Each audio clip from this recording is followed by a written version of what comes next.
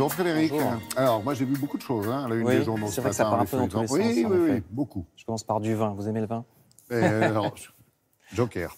Je commence par une histoire qui aurait dû rester secrète, mais qui a transpiré dans plusieurs journaux. Il s'agit d'un pari autour d'une bouteille de vin. Donc, vous voyez les sites de l'Express, Sud-Ouest ou Lyon-Capitale. Le ministre de l'Intérieur, Gérard Collomb, a-t-il parié avec le Premier ministre qu'il arriverait à placer une citation de Saint-Augustin lors d'une allocution à l'Assemblée nationale? Gérard Collomb a effectivement cité ce religieux du 5e siècle, Saint-Augustin, à l'Assemblée le mois dernier, ce qui avait beaucoup surpris.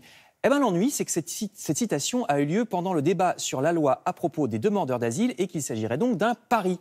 Alors que cette loi est très contestée par l'opposition qui estime qu'elle manque d'humanité. Donc, comme dit le site internet RT, s'il se confirme que le Premier ministre et celui de l'Intérieur se lancent des défis en forme de blague à propos d'un sujet aussi délicat, pas sûr, je cite l'article, que cette révélation joue en faveur de Gérard Collomb. Effectivement, sur un sujet comme ça où en général on demande une certaine dignité. Ça craint un peu.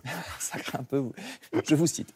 Alors, il n'y a pas que les migrants, la politique du gouvernement envers les retraités est elle aussi contestée avec la hausse de leur CSG. Beaucoup de retraités seront donc très intéressés par ce schéma ce matin dans le Parisien.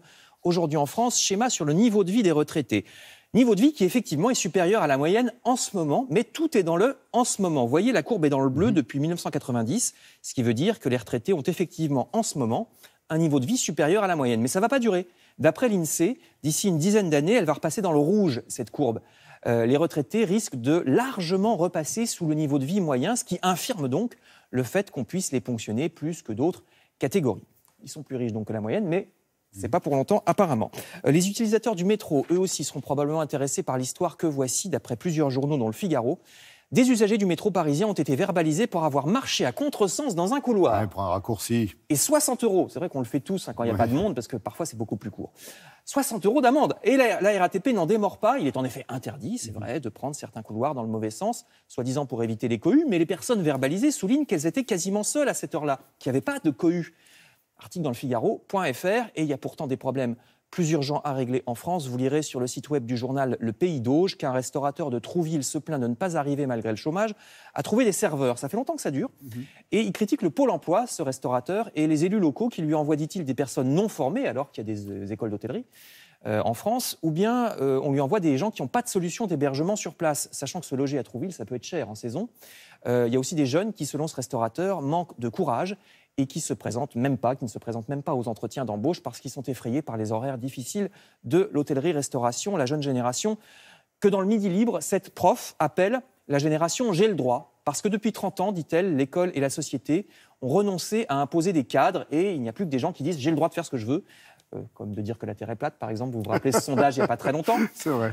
Il y a une tyrannie de l'individualisme, dit-elle. Les élèves autant que les parents d'élèves refusent toute autorité et tout respect des autres, confèrent, dit-elle, les gens qui hurlent dans leur téléphone dans les transports en commun ou les jeunes qui écoutent leur musique à fond sans les écouteurs. Et c'est pas anodin. C'est pas anodin, dit-elle encore, parce que ça produit des jeunes qui ensuite sont incapables de s'insérer correctement dans le monde et dans la société et dans le travail. Donc c'est pas qu'une histoire de politesse. En effet, ouais. C'est vraiment plus important que ça. Je vous invite à lire cet article sur le midilibre.fr, jeunesse critiquée, et je termine. Également à l'autre bout de l'échelle sociale, dans cet article de Marianne.fr, Marianne qui se base sur un rapport officiel de l'ENA elle-même, qui est consternée par ses propres étudiants. Le comportement moutonnier, voyez ce titre, des étudiants qui veulent entrer dans la prestigieuse école d'administration, des candidats, je cite, uniformes, qui préparent le concours dans les mêmes établissements et semblent incapables d'une réflexion personnelle. Les étudiants rendent des copies vides, très conformistes, qui évitent tous les sujets polémiques, qui considèrent que tout ce que font les gouvernements ou la Commission de Bruxelles est bien par principe. Certains recrachent même des citations qu'ils ont apprises par cœur, mais ne sont incapables d'expliquer ce que ça veut dire si on leur pose la question. Je vous renvoie à Marianne pour ce constat pas très glorieux. Mais on va les aider à changer avec Télématin. Merci Frédéric.